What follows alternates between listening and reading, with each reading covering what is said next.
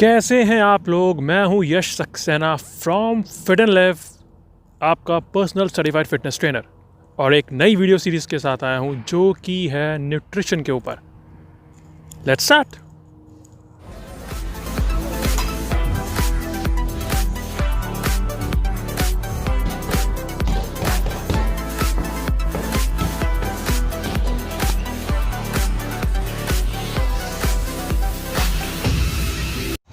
So guys, बात करते हैं 6 बेसिक न्यूट्रिएंट्स की।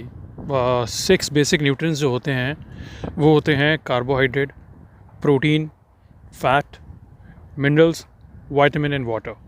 ये 6 बेसिक न्यूट्रिएंट्स हैं। इनके बारे में हर किसी को पता होना चाहिए। ज़रूरी नहीं कि अगर आप फिटनेस कंसल्टेंट हैं या ट्रेनर हैं या न्यूट्रिशनिस्ट हैं आप ही उन्हीं लोगों को पता हो। ये सबको पता होना चाहिए।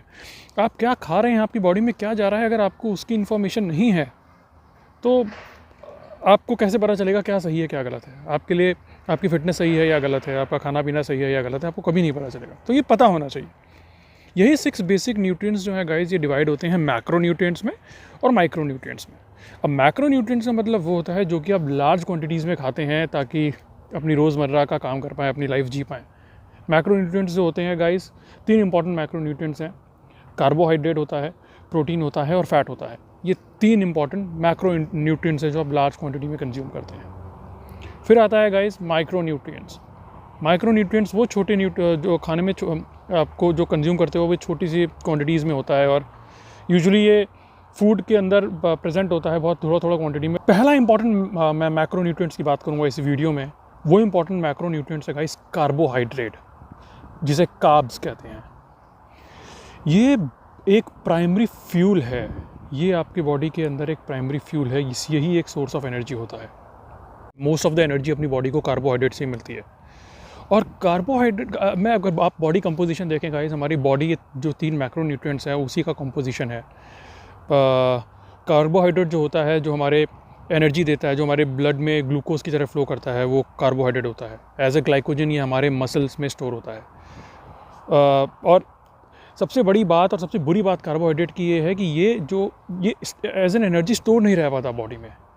फैट जो हमारी बॉडी में है वो स्टोर रहता है, एज ए एनर्जी एक स्टोरेज यूनिट है, वो स्टोर रहेगा। लेकिन जो कार्बोहाइड्रेट है वो स्टोर नहीं होता। और जो तीसरा बड़ा मैक्रोन्यूट्रिएंट है प्रोटीन, वो हमारे ऑर्गन्स, हमारे टिश्यूज़ वो प्रोटीन से बने होते हैं। तो हमारा पूरा बॉडी कंपोजिशन इन सारी चीज़ों से है। और अगर कार्बोहाइड्रेट स्टोर नहीं होता तो उस कार्बोहाइड्रेट की डिप्लीशन भी जल्दी होती है, एनर्जी जल्दी से वो कंज्यूम भी होता है।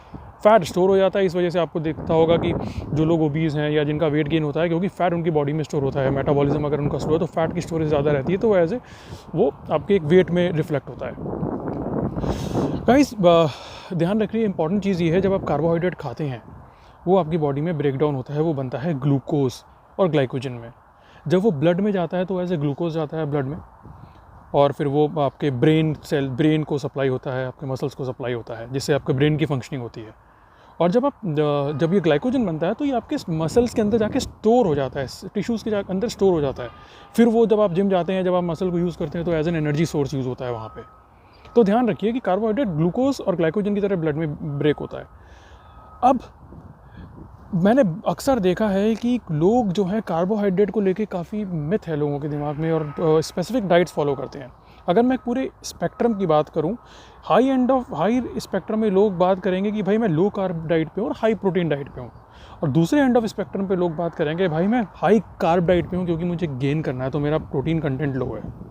सो गाइस देखिए, मैं जो आपको ये एक पिक या एक पिक्चर दिखा रहा हूँ, मैं आपको एक डिपिक्ट कर रहा हूँ कुछ, उसमें मैं आपको ये बता रहा हूँ कि जो लोग हाई प्रोटीन डाइट पे होते हैं उनमें क्या होता है, इसकी दिक्कत क्या है। पहली दिक्कत तो ये है कि उनकी एनर्जी नीड रोज़ की नहीं पूरी होती, क्योंकि वो कार्बोहाइड्रेट कम ले रहे हैं। तो आपकी बॉडी में अगर एनर्जी नीड नहीं रहेगा तो आप वर्क करने की कैपेसिटी, आपकी जो अच्छी जिम करने की कैपेसिटी या फिटनेस जो है वो फिटनेस गोल पूरा नहीं होगा। इसीलिए गाइस, जो लोग एकदम एस्थेटिक बॉडी रखते हैं या फिर जो बहुत ही लीन ग्रो करते हैं, आपने देखा होगा कि वो सिर्फ वो जो होता है वो एक ऊपर का एक शोको से होता है, लेकिन अंदर से वो वीकनेस रहती है। जो लोग इस कंपटीशन करते हैं, मैं उनकी बात कर रहा हूँ। और दूसरा जो डिसएडवांटेज है हाई कार्बोहाइड्रेट लो कार्बोहाइड्रेट डाइट का, कि होता क्या है कि ये जब कार्बोहाइड्रेट बॉडी में नहीं है तो वो क्या होता है कि प्रोटीन जो होते हैं फिर वो फैट और कार्ब बनने लगते हैं बॉडी के प्रोसेस में। जब प्रोटीन फैट और कार्ब्स बनने लगेगा तो ये एक बॉडी में एमोनिया टॉक्सिसिटी प्रोड्यूस करता है। एमोनिया टॉक्सिसिटी, उसको फ्लश आउट करने के लिए किडनी को ज़्यादा काम करना पड़ता है। इस वजह से स्टडीज़ में ये पाया गया है कि एक्सेस अमाउंट ऑफ प्रोटीन जो होता है वो नुकसान कर सकता है। इतनी कंक्लूसिव एविडेंस नहीं है गाइस कि किडनी को नुकसान करेगा, ये कोई कंक्लूसिव एविडेंस नहीं है, लेकिन हाँ वो किडनी को स्ट्रेस में ज़रूर डालता है क्योंकि किडनी को फिर एमोनिया आपकी बॉडी से हटाना है।